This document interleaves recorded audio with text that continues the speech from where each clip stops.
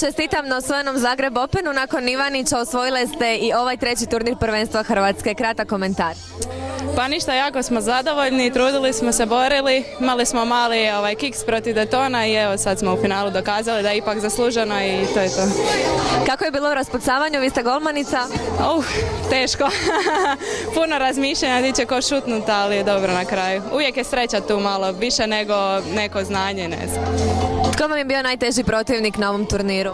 Najteži možda čak Daytono jer nismo se baš dobro našle u utakmici, ali sve u svemu bilo ok. Osvojili ste treći turnir prvenstva Hrvatske, dajte nam kratak komentar. Pa, ovo je meni debitanski turnir i za mene ovo je jedno odlično iskustvo, a za Daytonu je to super zato što su se plasirali na Masters kao najbolja hrvatska ekipa. To je to za sad. Tko vam je bio najteži protivnik? Dubrava, uvjerljivo Dubrava. A ostale ekipe s kojima ste igrali? Pa bili su dobri konkurenti, namučili su nas dosta, ali smo pokazali karakter i dobijali ih 2:0 najčešće.